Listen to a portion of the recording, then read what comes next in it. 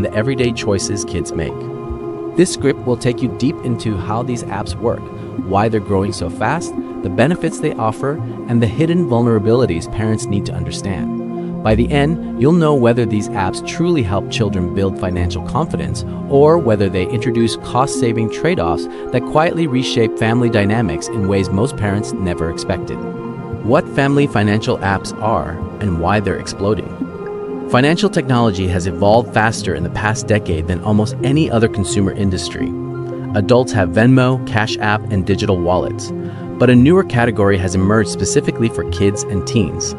Apps like Greenlight, Acorns Early, Jaspi, Modak, Kachinga, Till, and FamZoo. These platforms offer a complete ecosystem designed to teach financial literacy while giving parents visibility and control.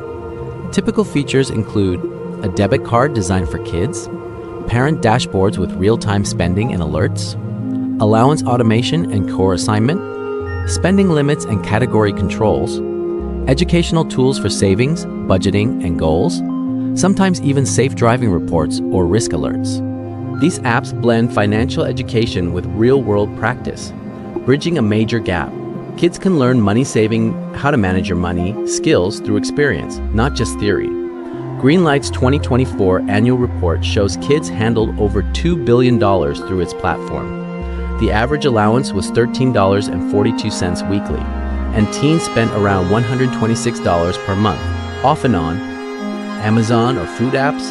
Kids put over $259 million into savings goals, showing how visual progress motivates better habits and supports basic frugal living tips early.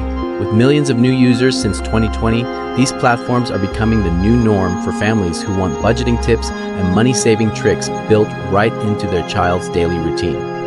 How these apps work inside real families. Parents often start using these apps when their kids reach the preteen stage. Instead of handing out cash and hoping chores get done, parents can approve a task digitally and the money moves instantly. For some families, the apps become more about safety than finance. Millwood now uses the safe driving monitoring more than the spending features. Speeding alerts, sudden braking data, and phone use reports give her peace of mind even though she never signed up for a driving tracker in the first place. That's a powerful insight. These apps are no longer just budgeting tools, they're behavioral tools. Other families focus on the educational side. The Youngs use Acorns Early with their 12-year-old and 8-year-old. Kids earn money, set goals, and watch their balances move in real time. A $25 pizza purchase triggered an alert, which at first seemed alarming until they learned their child treated friends for a birthday. Instead of punishment, it became a lesson in money-saving strategies and priorities. Another family discovered that linking the child's debit card to a gaming platform reduced impulse purchases. The limited balance naturally curbed overspending. Kids learned that money isn't infinite, and real-world constraints shape better choices than parental lectures. This combination of independence and structure is exactly why these apps appeal to families looking for practical, frugal strategies and cost-saving habits embedded in daily life. Financial literacy through experience. Why it matters. Kids today grow up in a world where money is invisible. Tap a screen and payments happen instantly. That makes financial literacy harder to teach because without physical cash, spending doesn't feel real. Family financial apps help solve that. They turn abstract lessons into visible feedback. Cash inflows, spending alerts, visual savings goals, transaction histories, side-by-side comparisons of earning versus spending. This approach teaches personal responsibility faster than any traditional allowance system. When kids see their balance dropping after impulsive purchases, they start thinking critically about choices. This builds lifelong habits: budgeting, patience, delayed gratification, and mindful spending. Research shows that hands-on financial learning reduces adult overspending, increases savings rates, and creates better money-saving habits.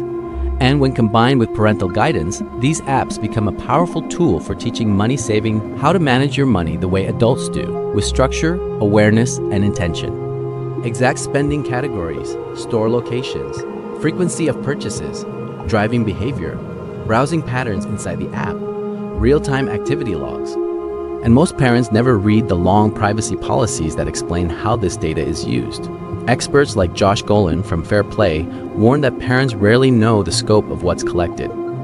This data can reveal shopping tendencies, behavioral patterns, and even emotional habits, valuable information for companies looking to improve marketing strategies. There are also security concerns: hacking, phishing, identity theft, unauthorized access, location tracking misuse. Young users are particularly vulnerable since they lack digital risk awareness. Companies promise encryption and strict security, but no system is unbreakable. Parents are encouraged to review device settings, limit data sharing, and monitor permissions, but doing that requires digital literacy many families don't have. This creates a tension. The apps offer great budgeting tips and practical money-saving tricks, but they also build a data fingerprint that follows children into adulthood. Subscriptions, premiums, and business models. Most family financial apps use a freemium or subscription-based model. Basic features are free, but parents pay around $5, $10 per month for safe driving monitoring, cashback, interest-bearing savings, spending analysis, priority alerts, insurance coverage. These costs add up. A family could spend hundreds of dollars over several years. Are the premium features worth it? Sometimes yes, especially when a family uses advanced features regularly. But in many cases, old-fashioned frugal living tips like cash envelopes or simple debit cards can teach the same lessons without extra fees. Balancing control and independence. The heart of these apps lies in one challenge: how much freedom should kids have?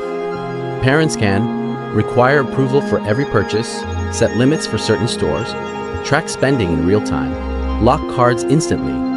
Kids can make choices, learn from mistakes, manage a real balance, experience consequences. But it's delicate. Too much control feels like surveillance. Too little leaves room for costly mistakes or emotional spending. The middle ground often works best. Enough structure for safety, enough independence for learning. This is where conversations matter more than controls. Apps can teach practical budgeting tips, but only parents can teach values and priorities. What parents should ask before signing up. Before choosing an app, families should ask, what data is collected? Is the child's account FDIC insured? What happens if the app is breached? How does the company use behavioral data? Are subscription fees worth it long term? What spending controls are available? Are there simple cost-saving alternatives? Parents should also review device settings, disable unnecessary tracking, and ensure privacy protections are in place. The control debate: how much is too much? Family financial apps typically let parents set spending rules, lock cards instantly, approve transactions, set limits for categories, or even track physical behavior like driving. Some parents love that level of oversight. Others worry it can feel intrusive. The challenge is that children need room to make mistakes. Those mistakes are often what teach the most meaningful lessons. If a child buys too many in-game items and has to wait 2 weeks until allowance renews, they've learned something real. If a parent blocks every risky choice automatically, the child might not learn restraint on their own. But the opposite extreme is just as risky. Without enough oversight, kids may incur subscription charges, fall for scams, or grow comfortable with frequent impulse purchases. Finding the balance depends on age, maturity, and personality. A 7-year-old may need tight control. A 16-year-old may need freedom to learn through experience.